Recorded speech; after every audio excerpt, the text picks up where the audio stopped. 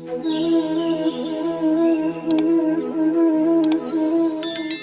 पर विजय करनी है।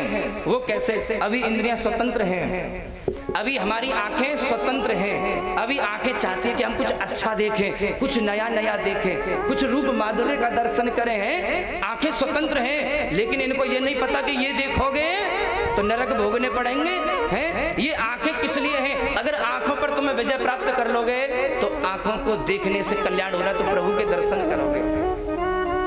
आंखों को वो मत दिखाइए, ये जो आंखें चाहती हैं, आंखों को क्या दिखाना है? जिससे हमारा कल्याण हो जाए है? न जाने क्या क्या देख रही हैं आंखें। एक भगवान के परम लाडले भक्त हुए जिनका नाम था बिल्व मंगल जी। उनका वो अवगुण नहीं था। बिल्व मंगल जी, ध्यान से सुनना, जो बिल्व मंगल जी थे उन्हें रूप देखना अच्छा लगता था, रूप देखना बड़ा अच्छा लगता था है? रूप देखते थे, ये बड़ा सुंदर है, ये बड़ी सुंदर है? तो एक बार क्या हुआ, वो कहीं पर बैठे हुए थे, एक कोई कन्या आई और आकर के पानी भरने के लिए आई। अब जैसे बिल्व मंगल जी ने उस कन्या की तरफ देखा, वाह कितना सुंदर रूप है, उसको देखने लगे, टुकुर टुकुर देख रहे, टुकुर टुकुर देख रहे। संत का स्वरूप था।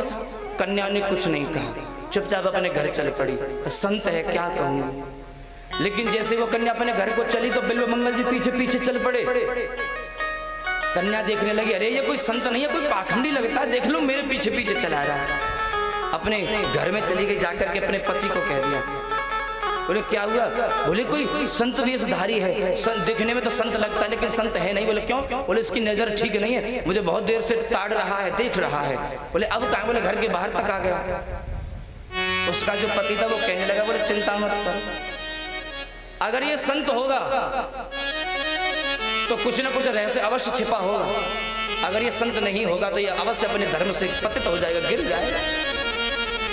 उसका पति घर के बाहर गया, दरवाजा खोला, आइए संत जी। महाराज जी को प्रणाम किया, बोले आइए महाराज अंदर आ जाइए। तो बड़ा प्रसन्न हुए बिल्व मंगल और कहने लगे, भैया वो कन्या कहाँ है?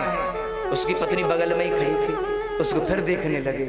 पति बगल में खड़ा, लेकिन फिर उसकी पत्नी को देख रहे थे। उस कन्या की, उसकी पति ने पूछा, बोले महात्मा जी आप भोजन करोगे?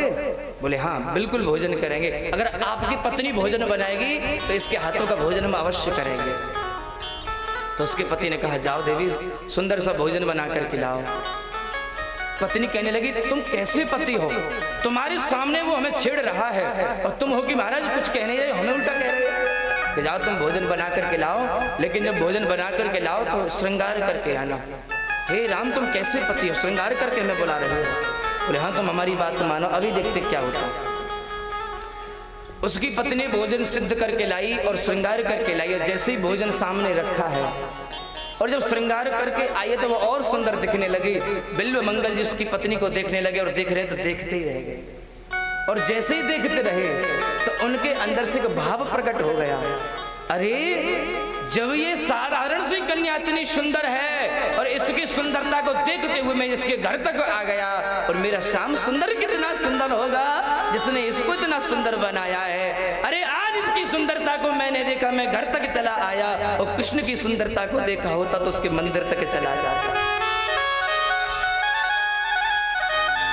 भाव प्रकट हो गए, भक्ति के भाव। कहने लगे, कन्या तुम्हारे घर में कोई सुई या कांटा है? बोले क्यों चाहिए? बोले लेकर के तो। बोले सुई तो नहीं लेकिन कांटे हैं। कन्या गई, 2 कांटे लेकर के आई। लो महाराज, जैसे कांटे लिए हैं और अपनी आंखों में मार दिए हैं, अपने नेत्रों को ही फोड़ दिया। अरे ऐसे नेत्रों का क्या काम, क्या लाभ जो प्रभु का दर्शन न कर सके। अब हमें संसारिक सुंदरता नहीं देखनी है, अब तो केवल हमें प्रभु के दर्शन करने, जिससे हमारा कल्याण हो जाए। नेत्रों को फोड़ दिया। ठीक उसी प्रकार जब तक हमारी नेत्र स्वतंत्र हैं तब तक न जाने ये क्या क्या देखेंगे, क्या क्या देखना चाहेंगे। इनके ऊपर विजय प्राप्त करो। अरे जहां आपको लगता है कि श्याम सुंदर के दर्शन करने से हमारा कल्याण हो जाएगा तो प्रभु के दर्शन कराइए।